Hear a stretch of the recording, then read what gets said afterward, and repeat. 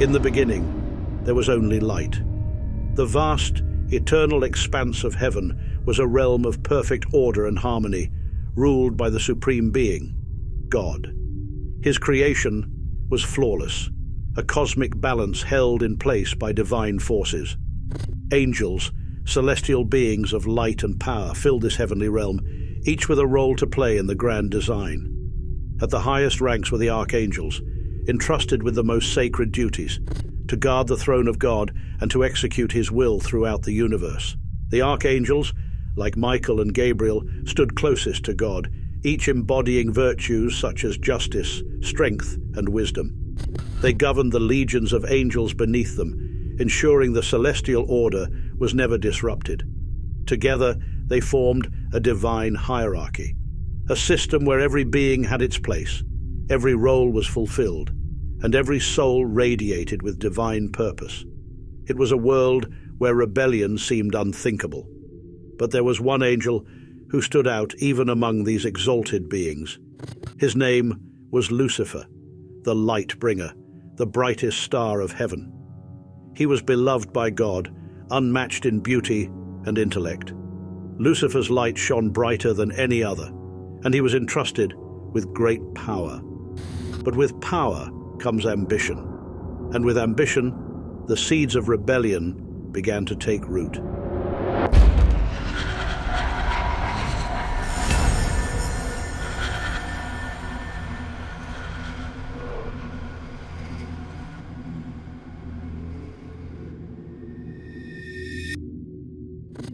How could it be that Lucifer, a being of such purity and grace, would ever dream of rising against the very force that created him? What could drive this angelic prince to question the authority of God?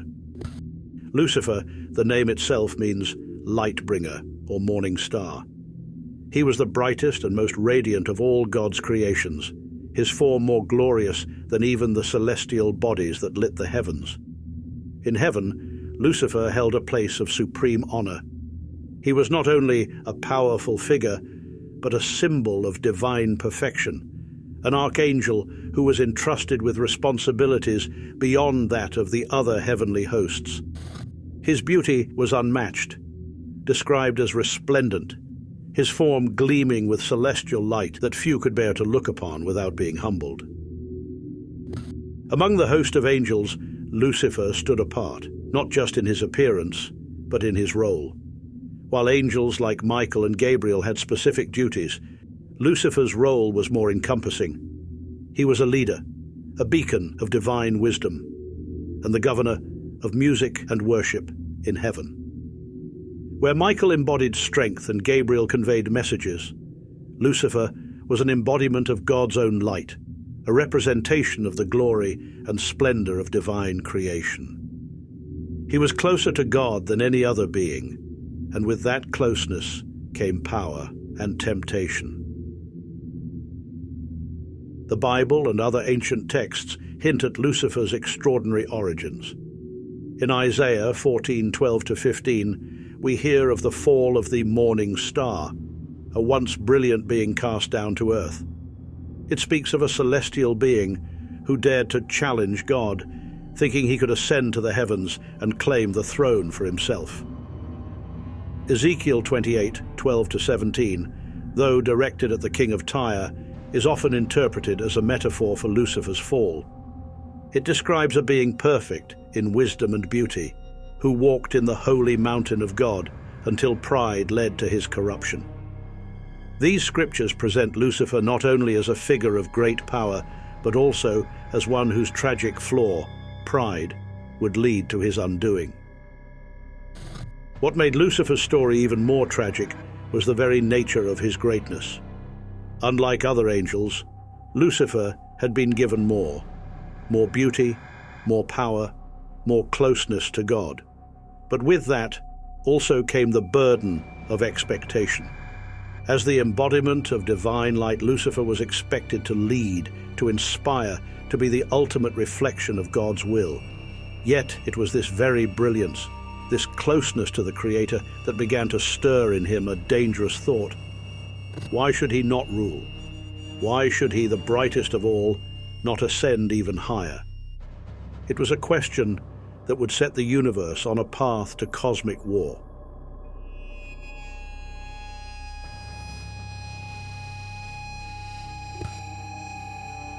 At the heart of Lucifer's rebellion was one fatal flaw: pride. According to the traditional theological interpretation, pride took root in Lucifer as he began to see himself not merely as the brightest of the angels, but as equal to God himself, committing the ultimate sin, the desire to rise above one's place in the divine order. Lucifer, overwhelmed by his own brilliance, believed that he should rule heaven, that he could sit on the throne of the Almighty. His desire wasn't just to be like God, it was to overthrow God. In his mind, this rebellion wasn't just justified, it was destiny. But what if pride wasn't the only motive? Some interpretations suggest that Lucifer saw himself as a liberator rather than a mere usurper. From this perspective, Lucifer's rebellion wasn't just about power, it was about freedom. He saw the rigid hierarchy of heaven, where every angel had to serve and worship, as stifling. Perhaps, in his eyes, God's rule was too authoritarian, too demanding of blind obedience. Lucifer might have envisioned a world where angels, like humans, could exercise free will. His rebellion, then, wasn't just a coup. It was an attempt to bring about what he perceived as justice, to liberate heaven from the chains of absolute control. This interpretation of Lucifer as a liberator offers a more nuanced view of his fall. He wasn't simply a villain. He was a figure who believed that he was fighting for a higher cause. Some have even drawn comparisons between Lucifer and figures like Prometheus from Greek mythology, who defied the gods to bring fire, knowledge, and freedom to humanity. Prometheus's act was seen as both rebellion and sacrifice, and in this way, Lucifer's defiance could also be viewed as an attempt to bring enlightenment and choice to heaven's subjects, even if it meant war. Across different cultures and religions, we find similar stories of rebellion against divine authority. In Sumerian mythology, the god Enki defies the will of his father, Anu, to bring the gift of wisdom to humans. In Hindu mythology, the demon king Ravana rebels against the gods, driven by his desire for absolute power. Even in the Abrahamic tradition, the fall of Adam and Eve echoes the rebellion of Lucifer. Humans, like angels, sought knowledge and freedom against divine command. In all these stories, rebellion is a complex and often tragic act, one born not just out of pride, but also out of a desire for autonomy, knowledge, and power. Lucifer's story is one of many across human history where the line between hero and villain blurs. In the end, Lucifer's rebellion was about more than just power. It was about the nature of free will, the desire to choose one's own path, even if that path led to darkness. The war that followed would shatter the divine order and reshape the very nature of good and evil in the universe. Whether we view Lucifer as a tragic hero or as the ultimate villain, his rebellion against God set in motion events that would ripple through eternity, affecting heaven, hell, and everything in between.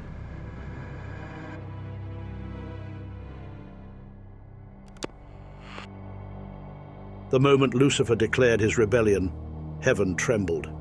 The once serene and harmonious celestial realm was now divided. On one side stood Lucifer, his wings unfurled and his eyes ablaze with the fire of defiance. Around him gathered a host of angels who had been swayed by his words of liberation, angels who believed that Lucifer's vision of a free heaven was worth the risk. Opposite him stood the loyal angels, led by the Archangel Michael, the commander of heaven's armies. Michael, radiant in his golden armor, had no doubts. His loyalty to God was absolute, and the rebellion in his eyes was the greatest betrayal the universe had ever known. The first clash of this cosmic war sent shockwaves across the heavens.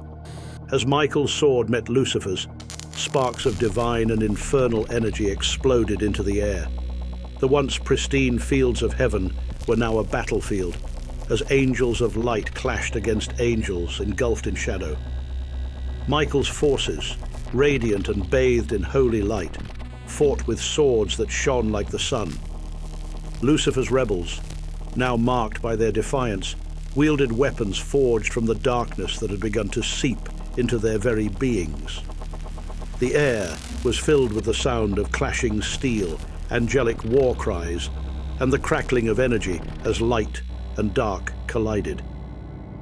The war raged on for what seemed like an eternity, though in the timeless realm of heaven, it could have been mere moments.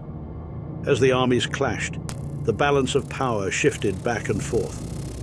Lucifer, with his brilliant charisma and unyielding determination, fought fiercely, believing his cause was just. But Michael's loyalty and righteousness shone through in every strike of his sword. The war wasn't just a physical battle, it was a symbolic one. The forces of light represented order, divine will, and obedience to the Creator. The forces of darkness, led by Lucifer, symbolized chaos, rebellion, and the desire for free will, no matter the cost. As the war escalated, the very fabric of heaven began to tear. The skies, once bright with divine light, were now streaked with darkness. Every strike of Michael's sword sent ripples of light through the air, while every counter from Lucifer unleashed waves of shadow. Heaven's landscape, previously perfect and untouched, now bore the scars of their conflict: cracked golden fields, shattered celestial structures, and crumbling pillars of light. The war was no longer just a rebellion. It was a fundamental clash between the forces that held the universe together. Light and darkness, order and chaos, creation and destruction, all were at play in this divine conflict. The symbolism of this war cannot be overstated.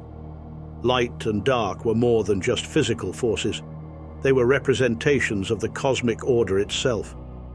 Michael fought not only to defend God's will, but to preserve the very nature of creation, where everything had its place, and every soul followed the divine plan. Lucifer, on the other hand, was the embodiment of chaos and change, seeking to overturn the established order and forge a new path for himself and those who followed him. In many ways, the war in heaven was a reflection of the eternal struggle between freedom and obedience, between revolution and tradition, between light and darkness. In the end, it was not just the strength of arms that decided the outcome of the war, but the strength of conviction. Michael, imbued with the unwavering loyalty to God, dealt the final blow. Lucifer, once the brightest of all angels, fell. His rebellion, though mighty, could not overcome the divine will that held the universe together. As Lucifer and his followers plummeted from the heights of heaven, cast down into the abyss, the skies cleared. The light of heaven began to return, but the scars of the battle would remain forever etched in its golden fields.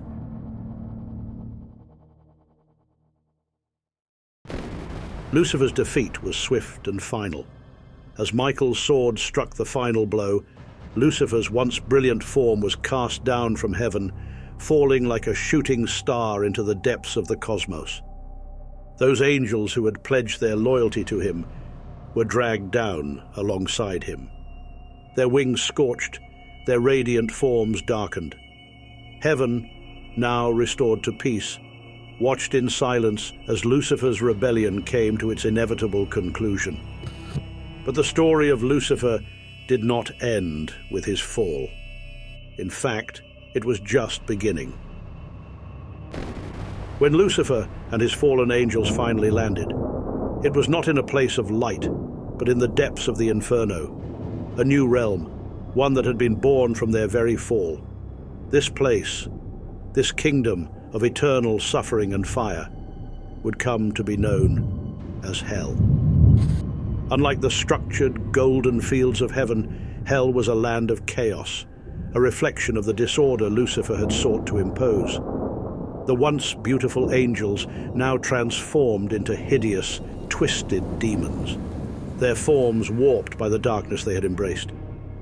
In this dark realm, Lucifer found himself as its ruler, but it was a kingdom built on pain, destruction, and suffering.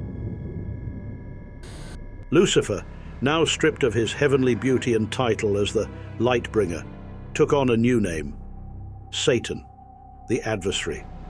His rebellion against God had not only cast him out of heaven, but it had also reshaped him entirely. No longer the proud, radiant morning star, Lucifer became the ruler of hell, and with that title came a new purpose. He would rule over the damned souls and fallen demons who followed him, and through them he would wage an eternal war against the divine order. Though he had lost the war in heaven, in hell, he could build his own kingdom, a dark reflection of what he had once known. In this new role as Satan, Lucifer's identity was transformed. No longer content to simply rule, his purpose became one of eternal opposition. He would stand against everything heaven represented. Where once he had been a figure of light, now he became the embodiment of darkness, evil, and temptation. Satan's domain grew as souls of the wicked were drawn to hell, and from these souls he forged his own infernal hierarchy. As heaven had its order, so too would hell, with Satan at its head, followed by princes and generals of the inferno. The war in heaven had ended, but the war between good and evil had only just begun. The creation of hell marked a new era in the cosmic order. No longer just a fallen angel, Satan had become the ruler of a realm that would stand in eternal opposition to heaven. His demons, once angels like him, had also been transformed, taking on new roles in the infernal order.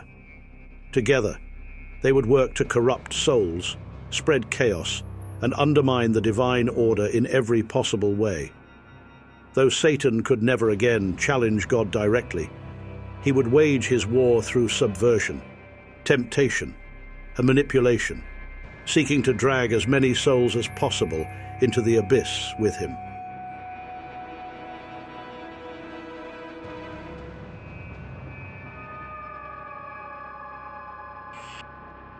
Lucifer's rebellion left deep scars, not only in the battlefield of heaven, but in the very structure of its hierarchy. Before the war, the celestial order was one of peace, with every angel fulfilling their divine role without question. But the rebellion shook that foundation, leaving heaven more vigilant and guarded. In the aftermath, Michael, who had emerged as the triumphant leader of heaven's armies, saw his role elevated.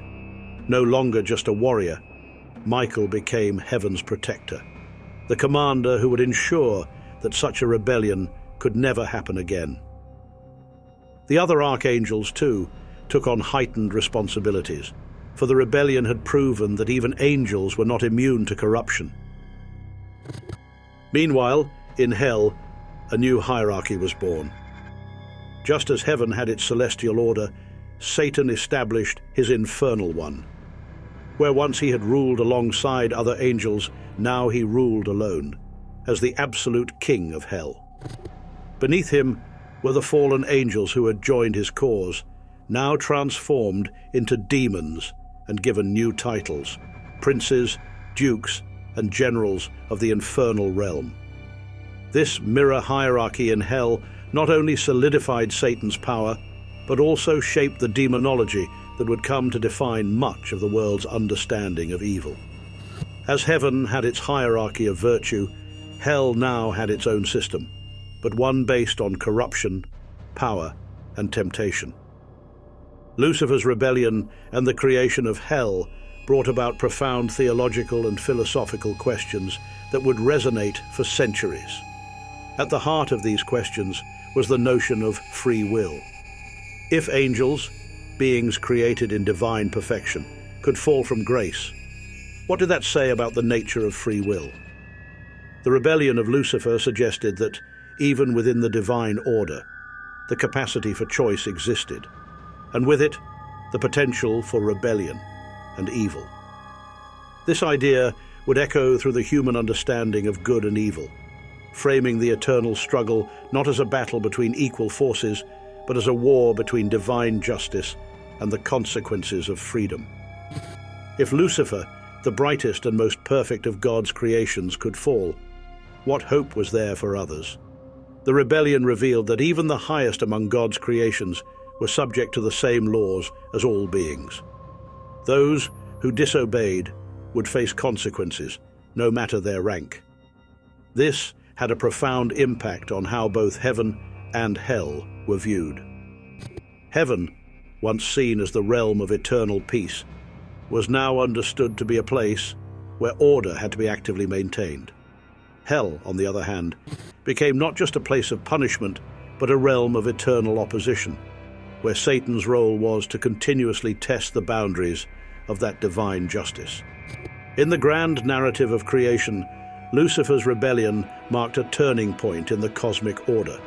It revealed the fragility of perfection and the power of choice. For heaven, it was a warning that even the highest must remain vigilant. For hell, it was the birth of a new kingdom, one ruled by free will, chaos, and rebellion.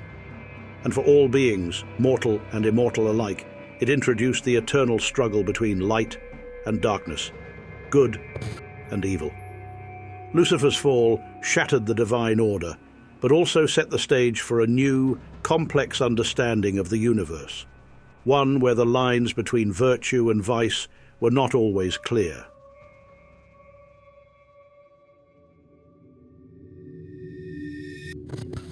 Lucifer's rebellion was not just a single event. It was a cataclysmic shift that forever altered the balance of the cosmos. From his lofty position as the light-bringer to his fall into darkness as Satan, his defiance reshaped both heaven and hell. The divine order was shattered, creating a celestial hierarchy that stood ever vigilant against future threats. Meanwhile, in the infernal realm, a new kingdom rose, hell, ruled by Lucifer and his fallen angels. His rebellion sparked an eternal war between light and darkness, one that continues to resonate in our understanding of good, evil, and the complexities in between. But beyond the realms of angels and demons, Lucifer's rebellion raises deeper questions about the nature of free will, justice, and rebellion. Was his fall simply the result of pride, or was it the necessary cost of freedom in a universe governed by divine law? Could Lucifer have chosen another path, or was his rebellion an inevitable part of the cosmic balance, a counterpoint to the rigid order of heaven? In the end, Lucifer's rebellion is more than a tale of good versus evil. It is a story of choice, consequence, and the eternal struggle between freedom and order. Whether we view him as a tragic figure or the ultimate villain, Lucifer's impact on the celestial and infernal realms is undeniable. His story, echoed in literature, culture, and philosophy, challenges us to consider the cost of rebellion and the nature of power. In the end, Lucifer stands not just as the fallen angel of Scripture, but a reflection of mankind's relentless search for meaning in a universe shaped by both light and darkness.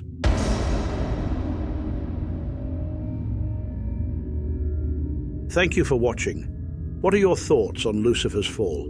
Share them with us in the comments below, and remember to like and subscribe to the channel to keep up to date with our content.